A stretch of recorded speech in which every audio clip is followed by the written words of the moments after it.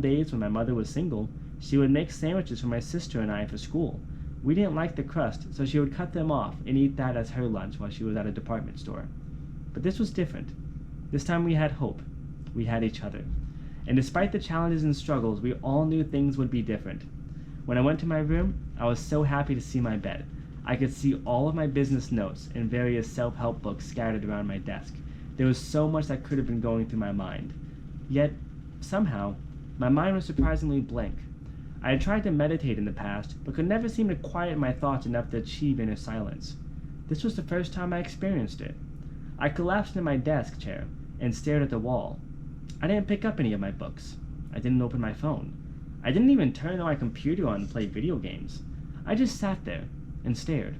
A strange, almost blissful, yet foreign feeling had overtaken me. I tried to contemplate what this phenomenon was.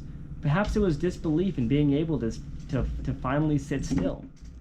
I couldn't remember the last time that I was able to sit still like this. I should be happy, thankful. I wondered if perhaps the strange feeling I had was a latent effect of the mental, emotional, and physical exhaustion that I'd been subjected to over the last several years. While I was pondering this strange sensation, I could hear John and my mother coming upstairs and turning the lights off to go to bed. They were laughing, and it was good to hear them so happy. I wondered if perhaps what I was experiencing was just a meditative bliss that my mentor had described comes with being able to properly clear the mind. Perhaps it was a cool breath of having seen John so happy and my mother so calm. I could feel the optimism returning as I thought of a bright future. Perhaps things could be about to change forever. I stared at the wall for so long, several times considering that I should just get up and go to bed and finally give myself the orgasmic release of a good night's rest. Then I heard something. A deep, horrifying thump. I didn't know what happened, but I knew that life would never be the same. My mother screamed for me. I ran into the room to find John, laying face down halfway under the bed. He was gone. With what I now realized was unnatural strength, I picked him up and set him on his side.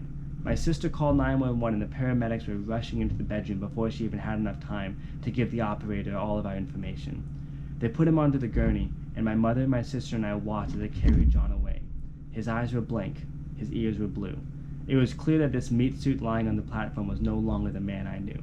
It was a corpse. I was never a religious man. I didn't pretend to speculate that creatures as simple as humans could even begin to contemplate the complexities of the soul or eternity. Even having been to the other side, I did not pretend to understand how life and death actually works. Only one thing was clear. One moment John was there, the next he was gone forever.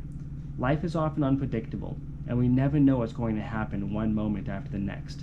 It was from this moment on that I knew to never take a single moment for granted.